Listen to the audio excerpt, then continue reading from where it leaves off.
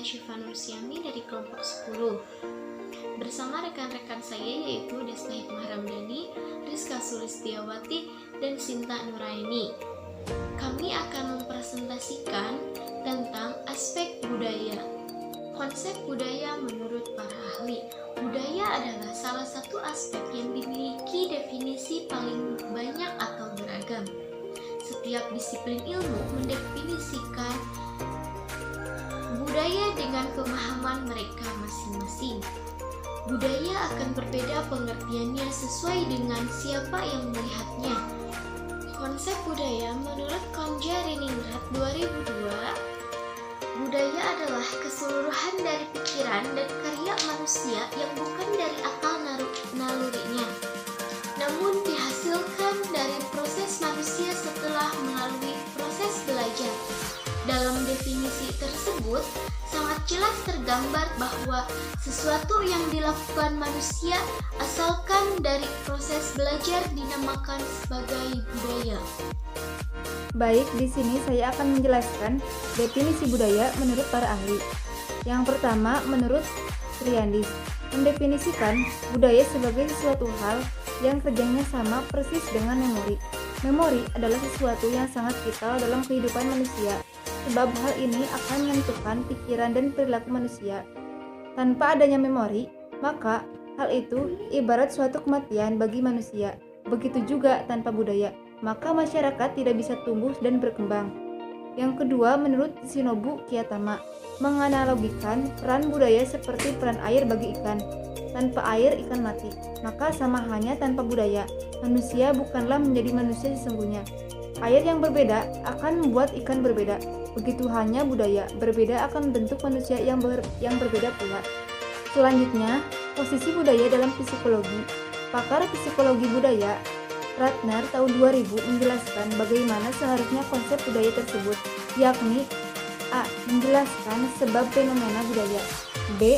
Mengidentifikasi kategori fenomena budaya, C. Menjelaskan bagaimana fenomena tersebut saling berhubungan, dan yang terakhir D. Menggambarkan keterkaitan budaya dengan fenomena lain, misalnya biologi dan ekologi.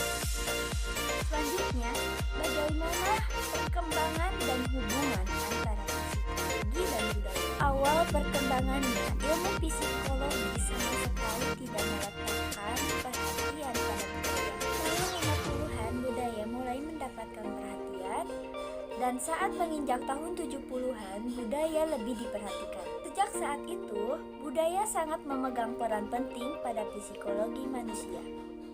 Oleh karena itu, perkembangan ilmu psikologi tanpa adanya kebudayaan sangat dipertanyakan.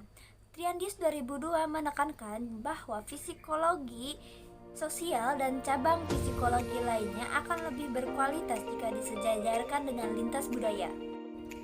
Lalu selanjutnya, hubungan budaya dan perilaku sosial.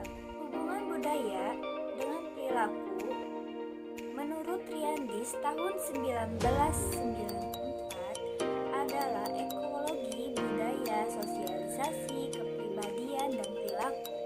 Sedangkan menurut Berry, Dace, Segal, dan Cortina pada tahun 1999 mempercayai bahwa perilaku dan psikologi dibentuk melalui budaya yang berbeda.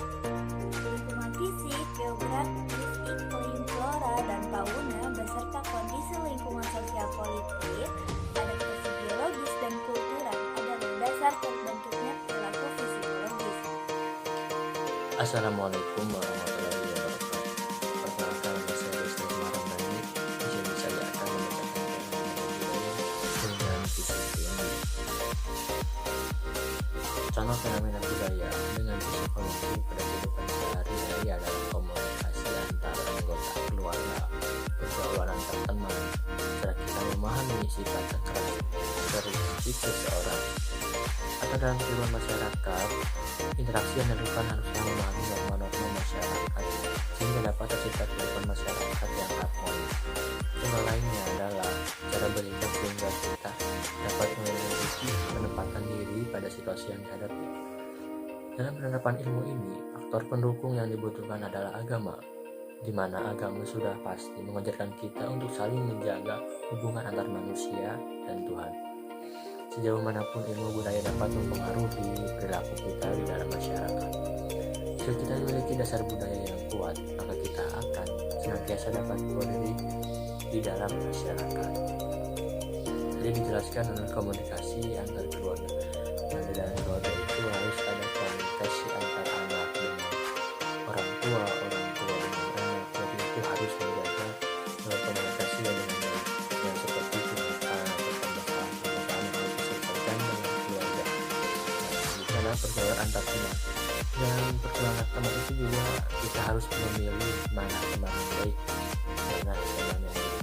Bukannya kita tidak boleh bergaul dengan teman yang buruk, tapi kita harus pilih dulu mana yang lebih baik, karena kita sebagai anak mahasiswa atau dalam pemikiran sifatnya apa ya bisa dikatakan penasaran. Jadi kita itu dalam pergaulan antar teman itu harus baik, karena setidak-tidaknya kuat dalam diri kita itu bisa terbawa ke arah yang buruk. Nah, cara kita memilih sifat karakteristik seseorang, jadi kita itu harus bisa membaca karakteristik seseorang. Gimana sih karakter seseorang ini, gimana sebelum ke orang lain, tetapi kita harus bisa membaca karakter kita sendiri.